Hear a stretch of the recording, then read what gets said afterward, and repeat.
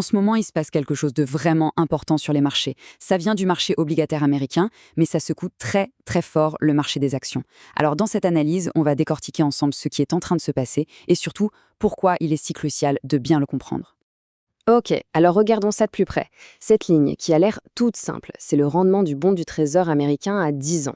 On peut le voir comme un véritable baromètre de la santé économique. Et c'est sa montée récente qui est vraiment au cœur de toute l'agitation qu'on observe sur les marchés en ce moment. Bon, mais alors, qu'est-ce qui a déclenché tout ça? Eh bien, tout a commencé, et c'est ça le paradoxe, avec de très bonnes nouvelles sur l'économie. Des nouvelles même étonnamment bonnes. L'étincelle, ça a été un rapport sur l'emploi, vraiment très solide. En gros, ce rapport a montré que l'économie américaine était bien plus robuste que ce que la plupart des experts pensaient. Et cette bonne nouvelle, eh bien, elle a eu des conséquences assez inattendues. Et là, ce qui est super intéressant, c'est de voir comment le marché a décrypté cette information. Il ne s'est pas contenté de lire les chiffres. Non, il en a tiré des conclusions assez radicales. L'économie est plus forte que prévu. D'accord. Donc si l'économie est forte, l'inflation risque de s'accrocher plus longtemps. Et conséquence logique, la Réserve fédérale pourrait bien attendre avant de baisser ses taux d'intérêt. En fait, c'est toute la feuille de route économique qui a été réévaluée et ça a tout changé. Alors, comment est-ce que cette nouvelle lecture de l'économie s'est traduite concrètement? Pour ça, il faut aller voir du côté du marché obligataire. C'est là que la réaction a été immédiate. Et c'est vraiment là que notre histoire prend toute son ampleur. Mais avant d'aller plus loin, une petite précision s'impose. Qu'est-ce que c'est exactement un rendement du Trésor?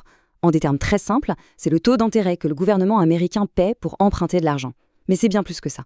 C'est devenu la référence pour les taux d'intérêt dans toute l'économie. C'est vraiment la pièce maîtresse pour comprendre tout ce qui suit. Pour bien comprendre la mécanique, il y a une image toute simple à avoir en tête, celle de la balançoire. D'un côté, il y a le prix des obligations et de l'autre, leur rendement. C'est purement mécanique. Quand le prix des obligations baisse, le rendement monte, et vice-versa. Et ce mouvement, il n'est pas anodin.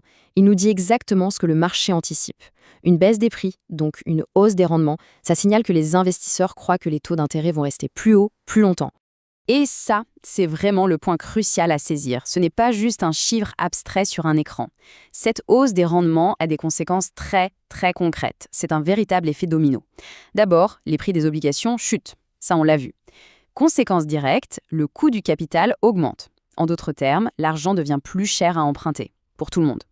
Et la dernière étape, c'est que les conditions financières globales se resserrent. Pour les entreprises qui veulent investir, pour les ménages qui veulent acheter une maison, tout devient plus compliqué, plus coûteux. D'ailleurs, les analystes suivaient ça de très près. Ils avaient identifié une zone, une sorte de zone rouge pour ce rendement, entre 4,30 et 4,40%. Et quand ce seuil a été franchi, ça a été comme une sirène d'alarme pour le marché des actions. Le signal était clair, la pression monte. Ok, on a vu la cause, on a vu la réaction du marché obligataire. Maintenant, regardons les conséquences, les fameux effets d'entraînement sur les actions. Parce que ce qui s'est passé, c'est une véritable grande rotation. Les cartes ont été rebattues. Ce graphique, il est parfait pour visualiser l'impact. Regardez bien. En orange, on a la hausse des rendements. Et en bleu, la performance des actions de croissance par rapport aux actions de valeur. On voit bien qu'elles bougent, souvent en miroir.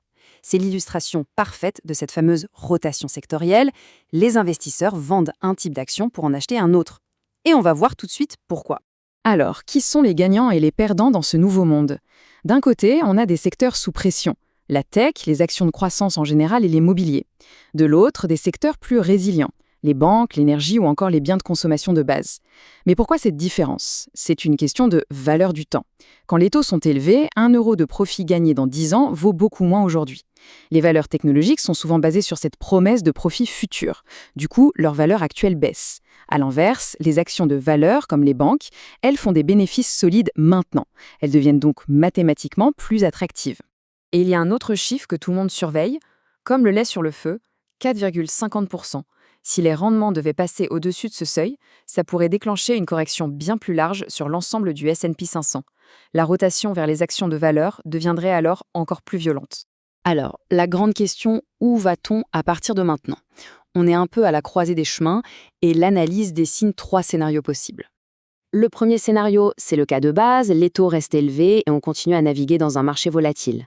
Le scénario 2, c'est le choc hawkish, le scénario faucon. Là, les taux s'envolent au-dessus de 4,5%, provoquant une correction sévère sur la tech. Et enfin, le scénario 3, la surprise dovish, le scénario colombe, l'économie ralentit, le marché anticipe des baisses de taux et ça déclenche un rallye sur les actions. Clairement, tout va dépendre des prochaines données. Très bien, face à tout ça, comment s'adapter? Parce que c'est clair, les anciennes stratégies ne fonctionnent plus de la même manière. Il faut revoir le manuel de jeu. Alors, quelles sont les stratégies clés? D'abord, on peut s'intéresser aux entreprises qui versent des dividendes, les fameuses actions de valeur. Ensuite, il est peut-être prudent de réduire l'exposition aux valeurs technologiques très spéculatives. Troisième point, garder des liquidités de côté peut être une bonne idée pour saisir des opportunités. Et enfin, évidemment, garder un œil très attentif sur les chiffres de l'inflation et de l'emploi. Prudence et agilité, voilà les nouveaux maîtres mots. Finalement, s'il y a un message à retenir, un mantra que le marché répète en ce moment, c'est celui-ci. L'économie est forte, donc les taux resteront plus élevés plus longtemps. C'est un message très clair, et il remet en cause toutes les hypothèses sur lesquelles on a vécu ces dernières années. C'est un vrai changement de paradigme. Les règles du jeu ont donc changé. Ça ne veut pas dire que tout est négatif, loin de là, mais ça exige une gestion du risque beaucoup plus fine, un vrai changement de perspective.